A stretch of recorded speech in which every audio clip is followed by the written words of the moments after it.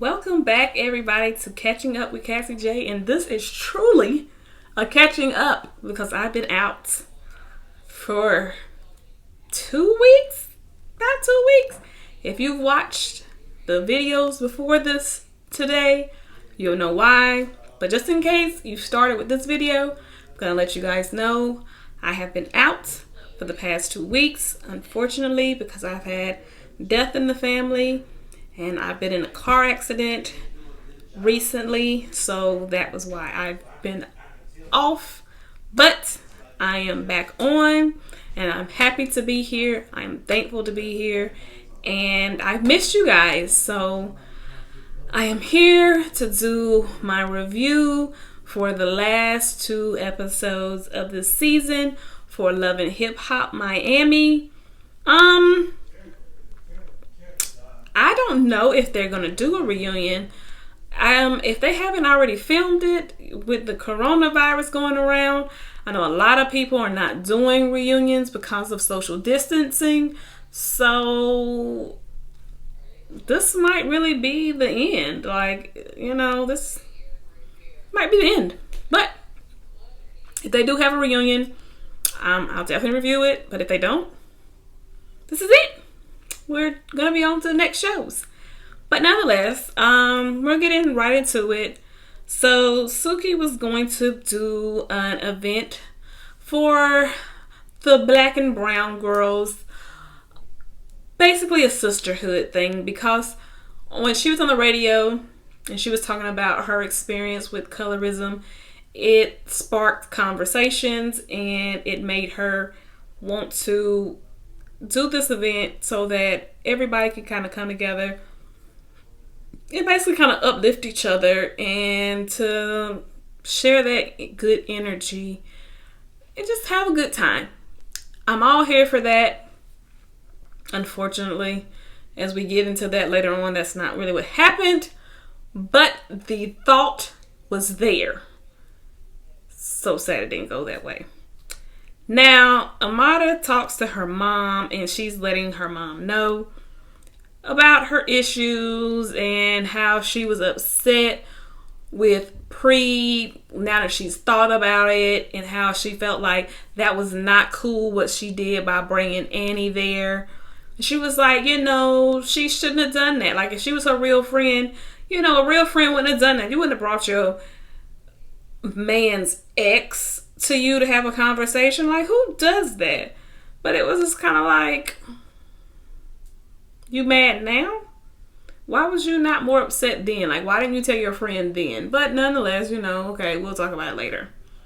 Now, Hood Brat, she talks to Briscoe. She goes to the studio and she's just talking to him about, she's trying to move on with her life and get her career, continue to make moves.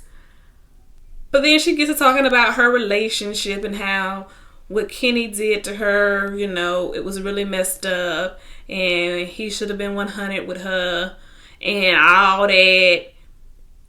Of course, Briscoe, being a guy that has cheated and been unfaithful, was like, well, I can tell you really still love him, and I feel like you should give him another shot. I can see it in your eyes that you really do want to work this stuff out with him, so you really should just work it out with him. Girl, I'm not going to tell you what to do. I will say, it is ultimately your decision. No one should influence you one way or another. You need to do what you feel is best for you. And that's just that. I just find it hard. I always, they always say consider the source. I agree with that. I've heard that a lot, especially as I gotten older. When you're taking advice from people, you need to consider the source. And I will say that much from that conversation. You have to consider the source.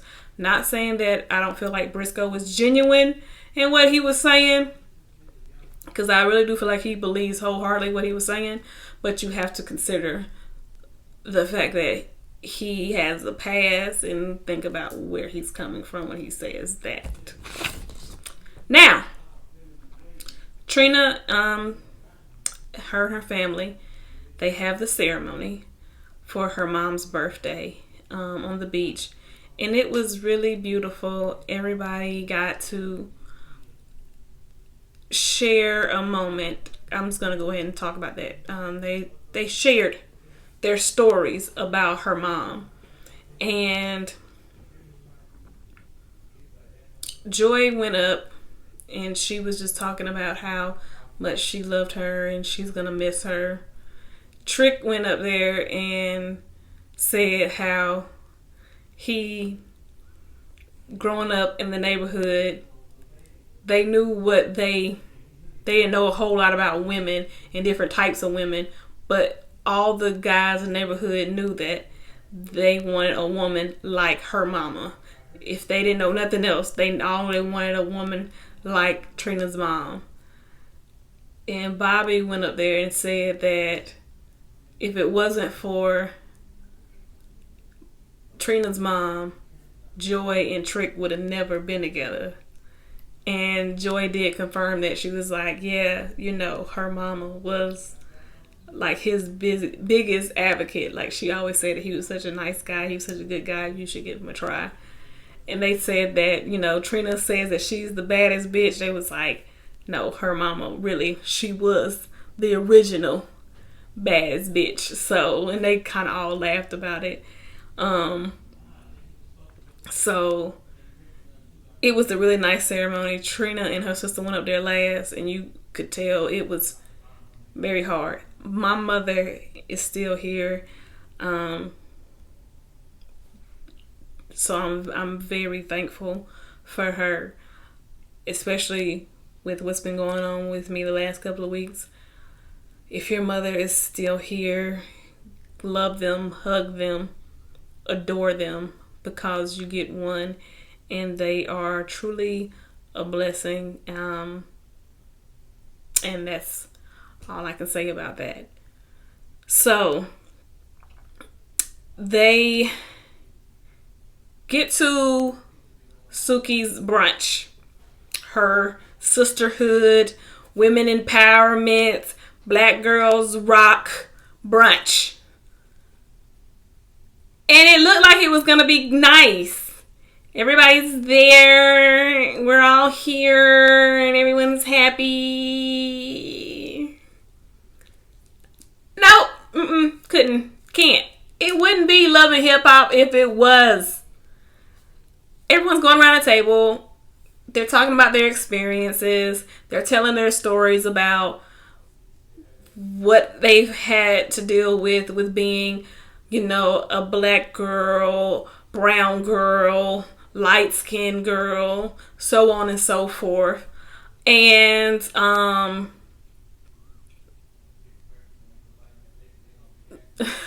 Miami Tip said that she always wanted to be dark-skinned because she was the only light-skinned one in her group, in her family.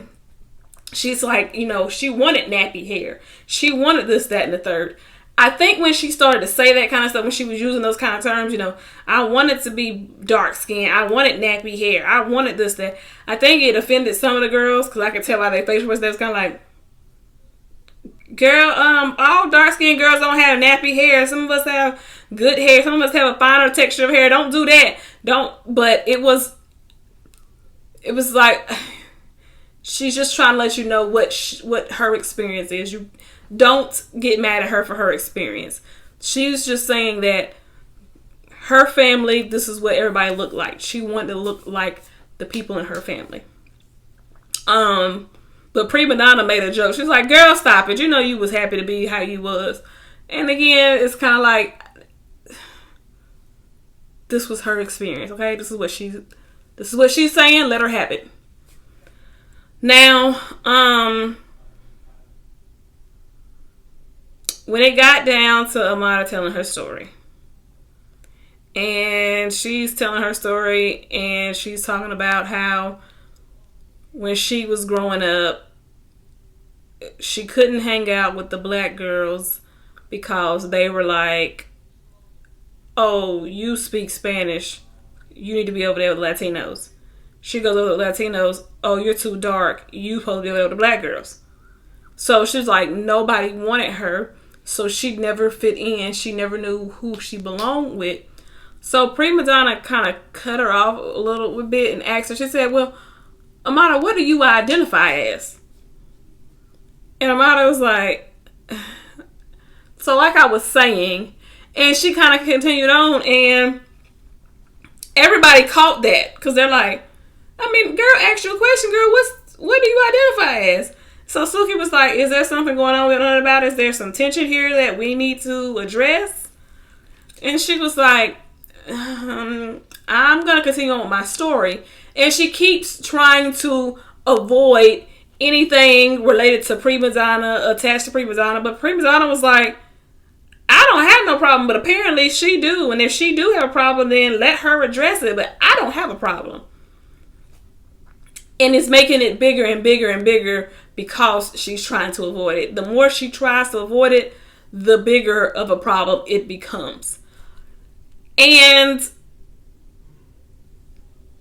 yeah, that's how I felt. It was like if she would have just maybe answered the question and moved on, it probably would have just went away. But she wasted so much energy trying to avoid it, it made it more obvious.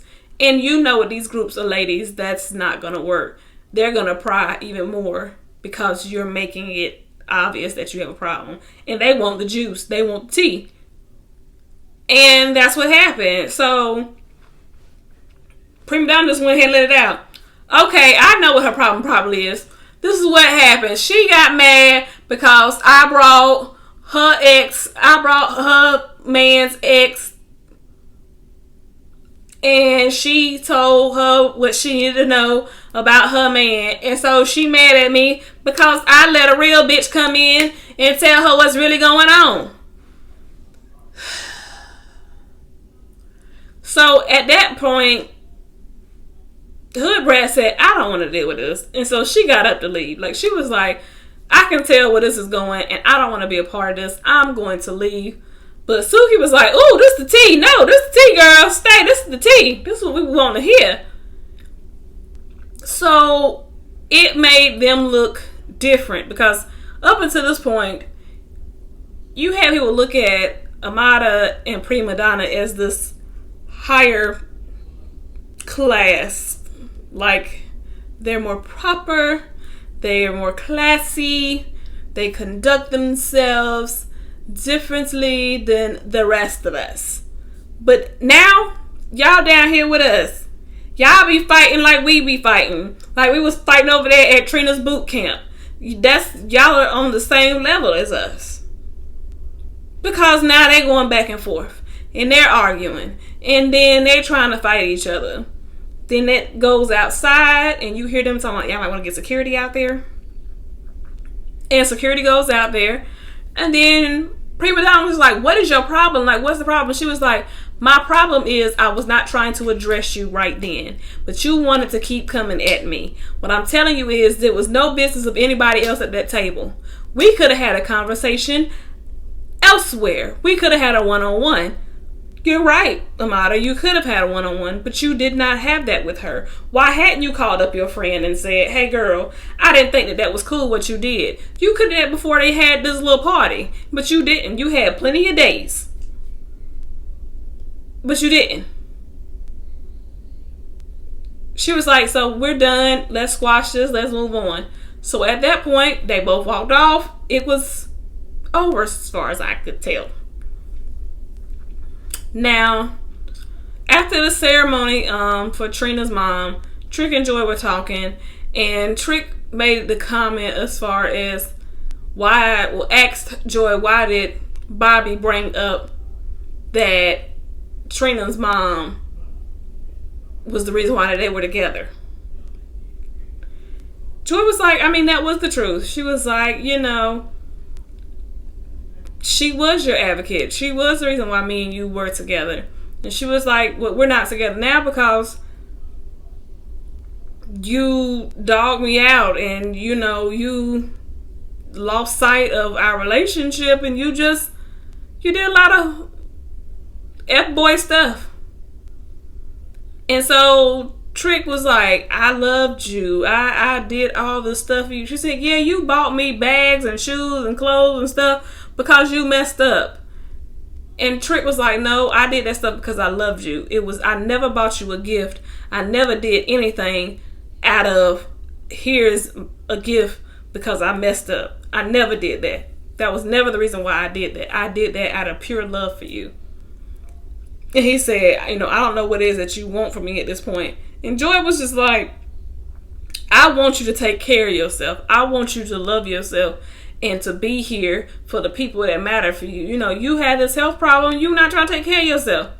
So he eventually apologized. He said, well, I will apologize to you for anything that I did to hurt you. I apologize because I genuinely, truly loved you. And that's all she wanted. She wanted him to acknowledge that he had hurt her deeply, and she wanted a sincere apology, and he gave her that. So that allowed them to move forward, and they had started communicating on a regular basis. And leading up to them going home, after they got home, they continued to talk. So Joy came over.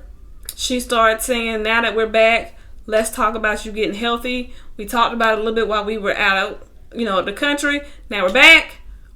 Let's talk. Let's get you on the right track. You said that you was going to stick around and do what you need to do to stay here. I done brought some healthy snacks.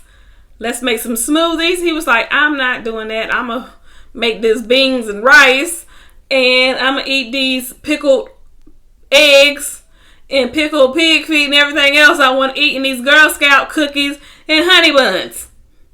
So they brought their friend AJ Johnson, who was in House Party and Baby Boy. If you've seen those movies, she was the mom in Baby Boy. And she's a nutritionist now. She came in all the way from LA. And she was like, what is this crap you got in your house? She said, listen, we can't do this. This needs to stop. Like, let's try to first start on healthier snacks. Because the thing is, everybody isn't the cold turkey type when they do things. Some people you have to baby step into making changes like that. Some people, you can just come in their house and overhaul their whole kitchen. And they're ready to do it. But some people, you do have to, well, let's start with one meal a day that we're going to clean up. And then we can go to the second one and the third one and the fourth until you get that whole meal plan together.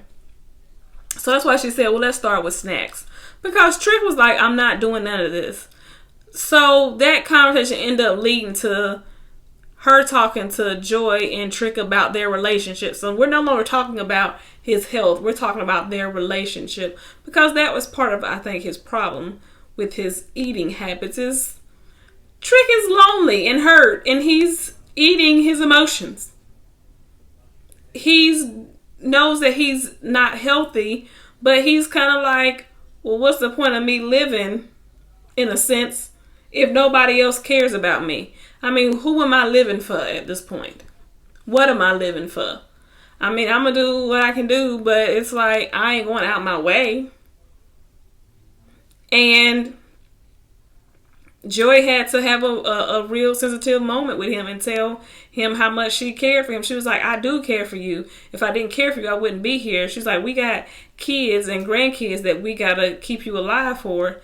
And I do care for you. And I think that's what he needed to hear. Just like she needed to hear an apology from him, he needed to know that she really cared about him. So Suki was talking to her kids, letting them know that how much she really loved them, and that everything that she's doing, all the hard work she's doing, all the time away from them that she's been spending, it is for a greater purpose.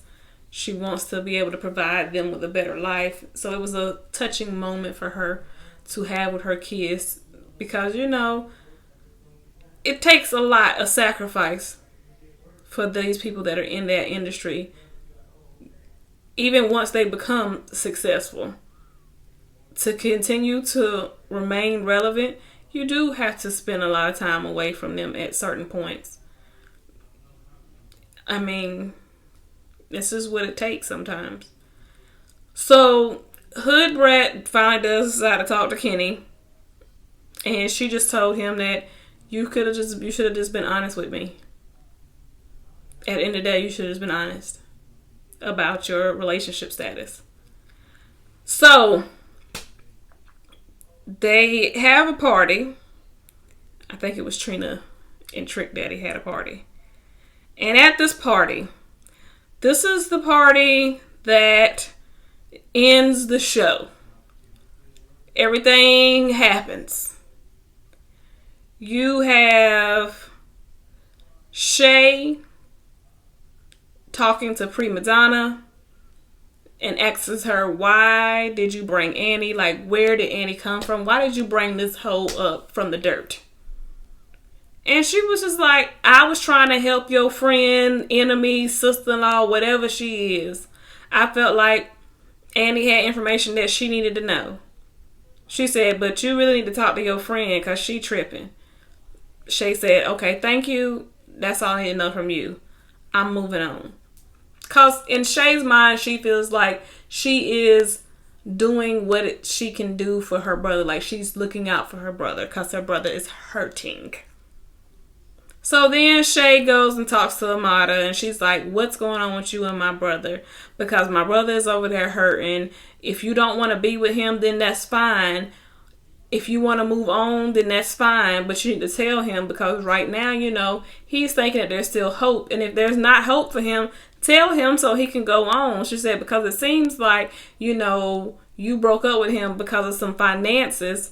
But his money was okay for you when you first met him. It was okay while you was breaking stuff off with Julian. It was okay while he was helping you with your mom. It was okay while he was helping you get your house. It was okay then, but now because his money ain't as strong right now, now all of a sudden you saying that, oh, he don't make enough. Now it's a money problem.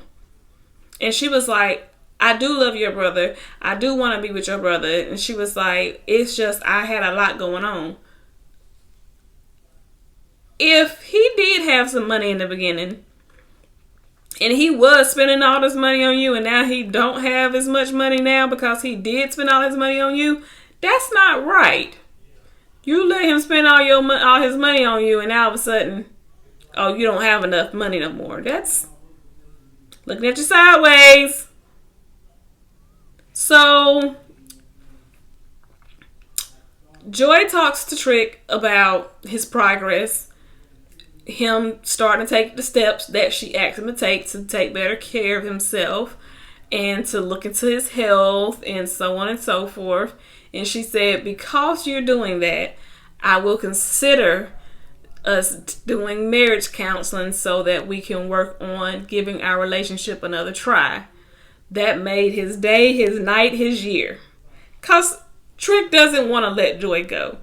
And Joy says she realizes that. She realizes now that she is the only woman for him, that he will not love another woman.